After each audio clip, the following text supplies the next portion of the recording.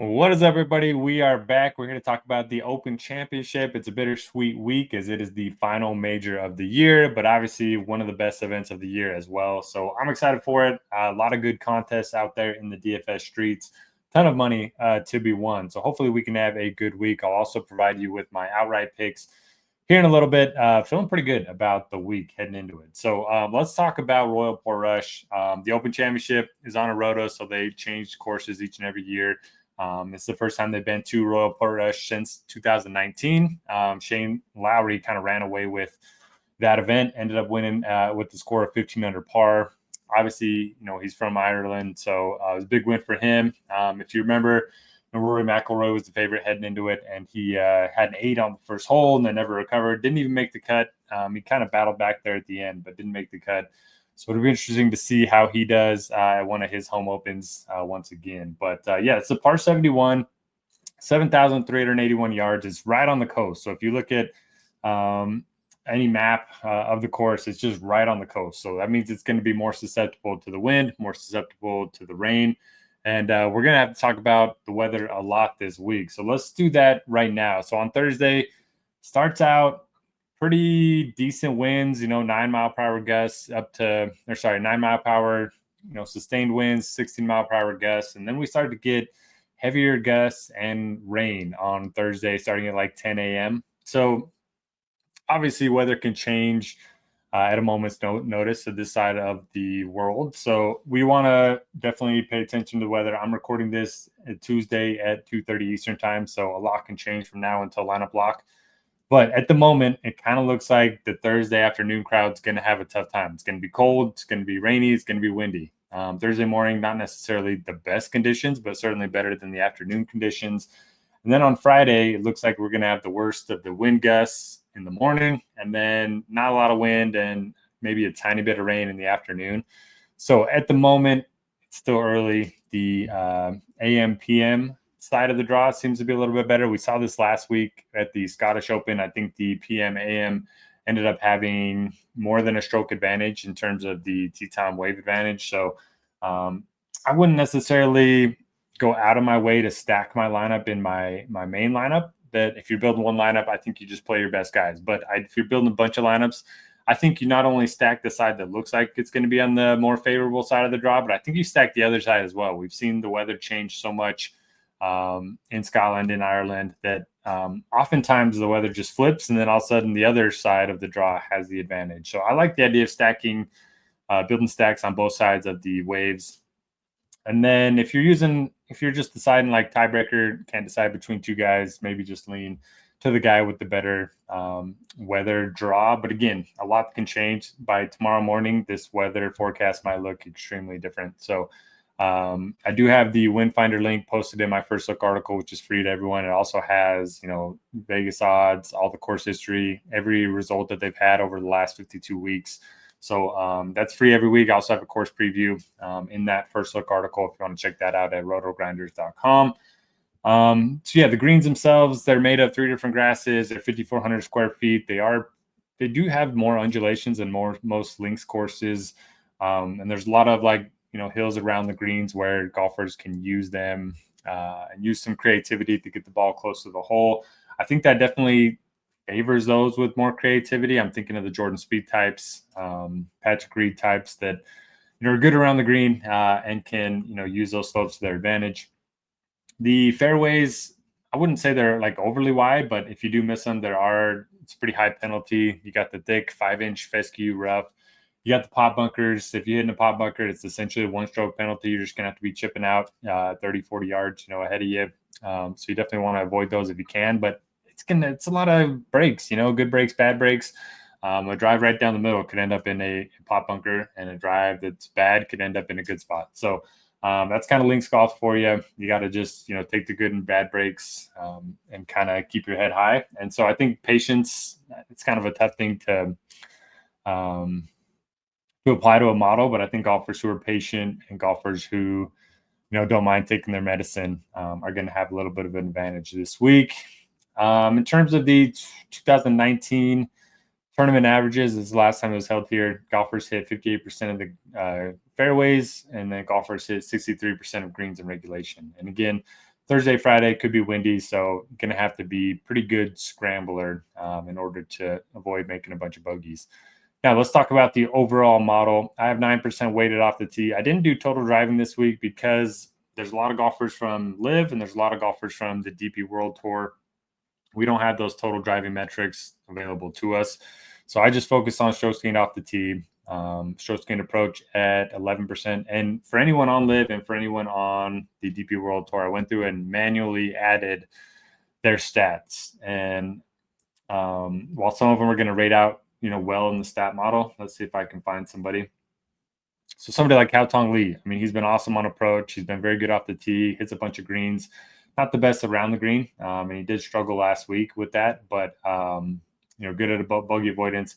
But his projection is going to get hurt by these field strength metrics. So I definitely think you should bump up the field strength metric this week just to incorporate or to kind of neutralize the stats that I'm bringing in from the other tours that I mentioned. So 3% weight to green regulation rate.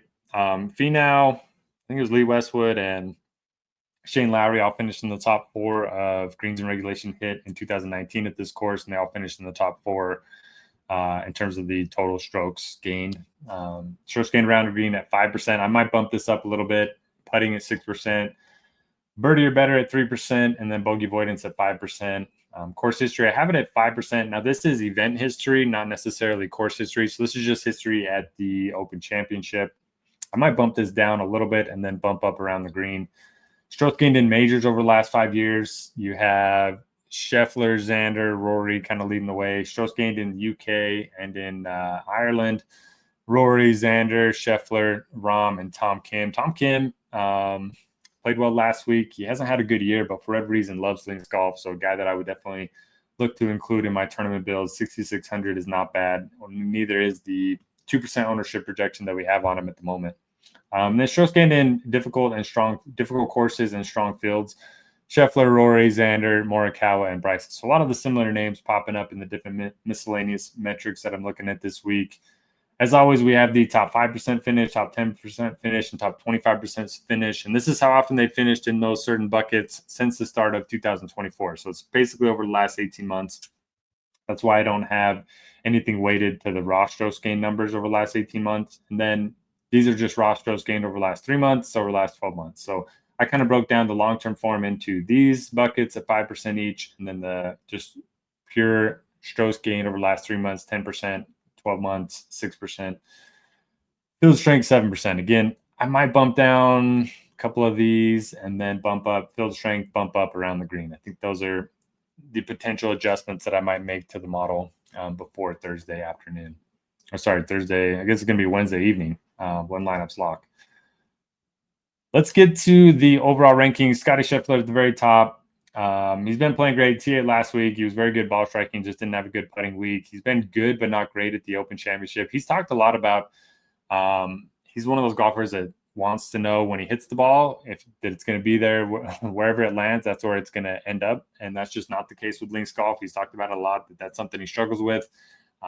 He also talked about it at the PGA Championship, or it was the U.S. Open last year at Pinehurst, number 2, and ended up struggling at that course. So that does worry me a little bit. I think he's going to play well, and I think he's certainly a strong starting point. I'll have some exposure to him, but I would rather save the 2,700, especially on DraftKings, and go down to Rory McIlroy. Again, this is a home Open for him. Probably could have won last week, but Chris Goddard just caught fire on Sunday. Wasn't really anything that Rory did poorly. Just got outplayed on Sunday. And then good links track record for him. I also love Jon Rahm, probably my favorite guy above 10K this week. He's gained more strokes than anyone on LIV so far this year. It's not even close, way more than Bryson on a per round basis. He's been great at the Open, 3 straight top 7s or 3 top 7s in the last 4 years. Good at the majors, good in Ireland, good in difficult, strong fields. He's finished T14 or better all 3 of the majors so far this year, and he just seems hungry. So Rahm, I think I'm going to bet him outright at 12-1.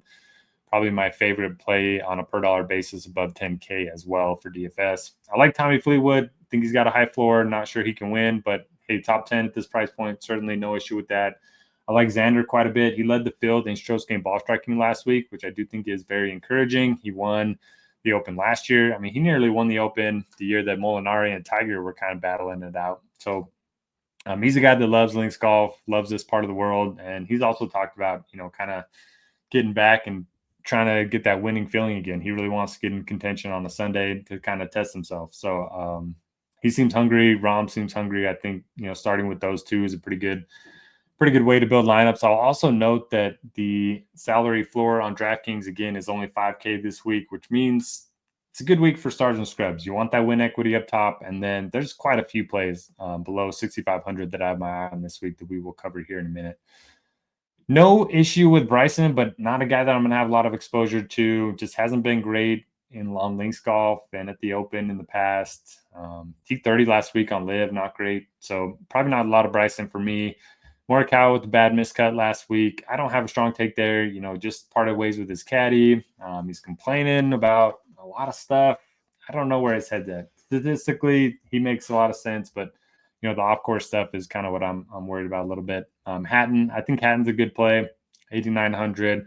I do like Cantlay. So Cantlay's ball striking numbers have been very good. He hasn't been great at the majors basically ever. I mean, he's been in a couple of them. The U.S. Open, I think last summer, he was in contention when Bryson won. But he does have 3 straight top 35s at the Open. Solid all-around golfer, so I do like him. Connors did play last week after the injury. T47 didn't really hurt me. I decided to fade him because I was worried about the injury. He's been good at the Open too. The fact that he played last week and is back in this week, I think that can kind of make us feel good about him being over his wrist injury. So I will play some Connors. Projects extremely well for me. And I think everyone's kind of worried about that injury. So the sub 10% ownership is awesome. I like Henley. I don't have a strong take on Ben Griffin. He's been playing great. Did miss the cut a couple weeks ago, and he hasn't been great at the Open. So I'm probably not. He projects well, but again, another one of those guys that I want to see some type of links or Open Championship history, and he doesn't really have any good outings. I like Sepp Straka quite a bit. Lowry obviously won here in 2019. McIntyre kind of let a lot of people down last week, but he could be an interesting bounce back candidate. 9K feels expensive. Love Jordan Spieth this week. He's 11 for 11 at the Open in his career. He's won the Open before, 4 straight top 25 finishes. I think he's only finished outside the top 30 once at the Open in his career. And again, I like the fact that he can be creative around the greens here. Don't have a strong take on Keegan, another guy that projects well for me that just doesn't have a great track record at the Open. So probably not going to have a ton of Keegan. Love Jordan L. Smith. Let's sort by the point per dollar options here real quick on DraftKings, and then we'll get out of here. Before we do, hit that thumbs up button. It does a lot for us, so we would appreciate it if you do. And if you are a premium member at RotoGrinders, and if you want to try it out, we'd love to have you. You can download this model yourself. So every week, next to this video, I have the download link. You can download the model. You can play with the weights at the very top, and then you can create your own ratings and upload them right into Lineup HQ, into our lineup optimizer. So based on whatever you think the course is going to play like, you can make lineups based on that rather than leaning on someone else's thoughts on how the course is going to play. You can lean on your own, which I think is pretty cool. And if somebody's not projecting as well as you would like them to, let's say you really have your eye on Victor Hovland, right? Pretty good at the Open so far in his career. T11 last week. Maybe I think he's going to be in for a good week. He's not projecting well, so all you got to do, come over to this manual adjustment column, give him a 15% boost. All of a sudden, he's going to project well. He's +5 in terms of his salary to ranking. And then, his point per dollar ranking is going to go up too. And so that'll automatically give you more of him when you run your lineups in Lineup HQ. Just do your adjustments before you upload your ratings into Lineup HQ. So a couple value plays that I like. Jordan L. Smith, very good ball striker on the DP World Tour. 22nd last week, was pretty solid. Good links player. I like Matt McNeely. No weakness in his game. Another T22 finish last week, which I like. And if you take out the 2 Florida events that he played, he's 16 for 17 in cuts made this year with 4 top 5 finishes. He's been awesome all year. Talked about Connors. Marco Penge, very good off the tee. Hits a bunch of greens in regulation. He's just not a good scrambler. So the fact that he's 0 for 2 here worries me a little bit. The fact that he came second last week worries me a little bit because I do think he's going to be steamed up a little throughout the week. But I think he's somewhat interesting. Kevin Yu, he's a bomber. I don't know how his game's going to translate. Obviously, he played pretty well last week until Sunday. But yeah, I'm not sure about Penge, you, and Bradley, even though they project well. I do like Rosner. I like Hao Tong Lee to bounce back. I like Harris English quite a bit, another solid all-around golfer. He's been much better ball striker this year than he has the last few years. Pendrith is interesting. Wrighton, coming off of some really good results. He won on the DP Tour, and then he's finished 4th and 13th the last couple of weeks. So a guy that I don't mind looking to. Daniel Brown, I'll include in my player pool. Grazerman missed the cut on the number. I can forgive him for that. I'll probably go back to Grazerman at 5,900. And yeah, that'll do it for the week. So appreciate you guys watching my Open Championship preview. Hope it helped. Again, I am betting John Rahm at 12-1. I'm betting Jordan Spieth at 66-1, and I am betting Matt Fitzpatrick, who we didn't even talk about. But Fitzpatrick's he's back. So I'm betting Fitzpatrick at 55-1. I think those are going to be my only 3 bets of the week. So good luck, everybody, and we'll catch you back here next week.